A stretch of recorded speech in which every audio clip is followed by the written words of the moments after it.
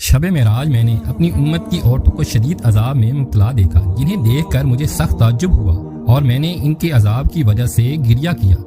میں نے ایک عورت کو دیکھا جو اپنے بالوں سے لٹکی ہوئی تھی اور اس کا دماغ پگھل رہا تھا۔ البتہ جو عورت اپنے سر کے بالوں سے لٹکی ہوئی تھی یہ ایسی خاتون تھی جو اپنے سر کے بالوں کو نامحرموں سے نہ چھپاتی تھی۔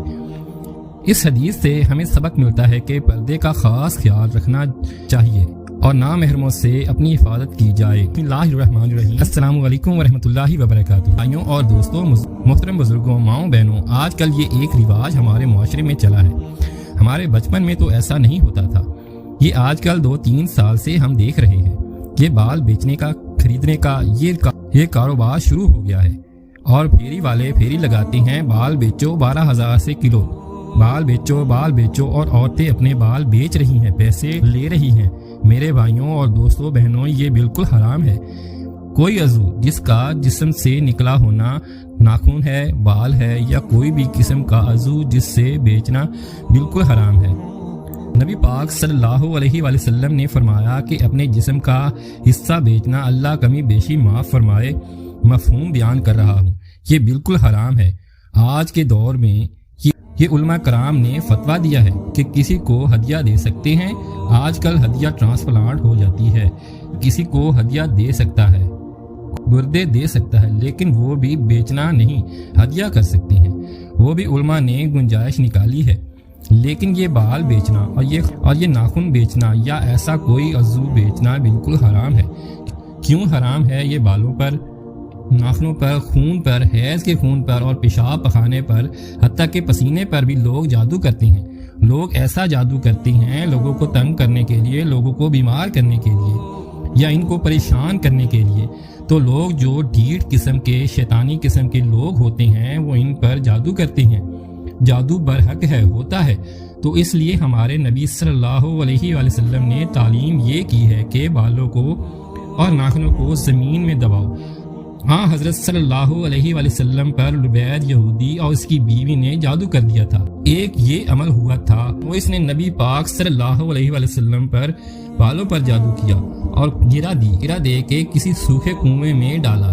تو پھر نبیوں کو تو براہ راست اللہ ان کی رہنمائی کرتے ہیں، تو اللہ نے پھر وحی کے ذریعے نبی پاک صلی اللہ علیہ وآلہ وسلم کو بتایا۔ پھر حضرت علی کو آپ نے بھیجا، وہ جا کے وہاں سے بال نکال کر لائے۔ پھر آپ نے وہ گرہ کھولی، پھر اس پر ایک اور گرہ کھولی، آپ نے کھولی، پھر آپ پر وہ اثر ختم ہوا۔ تو شریر لوگ ہیں، جو ایسے لوگ ہیں، وہ پھر بال ایسے بیچتے ہیں، ان سے غلط کام لیتے ہیں۔ اس لیے بال بیچنا بالکل شریعتاً حرام ہے، بالکل حرام ہے۔ تو اس لیے میری مائیں بہنیں یہ لالچ نہ کریں کہ تھوڑے سے پیسے 20-30 روپے کے بال بیچ رہے ہیں تو اللہ آپ کے اور کسی کاروبار میں برکت ڈال دے گا۔ یہ بال بالکل نہ بیچیں۔ میں اپنی ماؤں بہنوں سے التجا کرتا ہوں، عورتیں زیادہ کرتی ہیں، عورتیں زیادہ ایسی میں نے دیکھی ہیں جو بال بیچ رہی ہیں۔ یہ بالکل حرام ہے۔ بالوں کو جو بھی کاٹ رہے ہو، جب بھی ناخنوں کو کاٹ رہے ہو، اس کو مٹی میں دبائیں، یہ سب سے بہتر ہے۔ اللہ مجھے بھی آپ کو بھی عمل کی توفیق عطا فرمائے۔ انسان کا استعمال کیا ہوا کپڑا، اس پہ نقش لکھے ہوتے ہیں۔ استعمال کیا ہوا کپڑا انسان کے جسم کے بال، ناخن، اس لیے بالوں اور ناخنوں کی ضرور حفاظت کرنی چاہیے۔ اسے دفن کرنا چاہیے، پھینکنے نہیں چاہیے، حتیٰ کہ یہاں تک کہ آپ کے بال اور ناخن جو ہیں وہ جنات بھی چوری کر کے لے جاتے ہیں۔ جنات کا جادو انسانوں سے زیادہ سخت ہے، جنات کی نظر بد انسانوں سے زیادہ سخت ہے۔ من الجنۃ والناس، اللہ نے پہلے جنات کا ذکر کیا، پھر انسانوں کا ذکر کیا، اور جب دفن کر دیں وہ اللہ پاک اس کی خاص حفاظت اور طاقت میں، پھر وہ چیزیں اس کو وہاں سے نہیں نکال سکتے، وہ ایکسیسیبل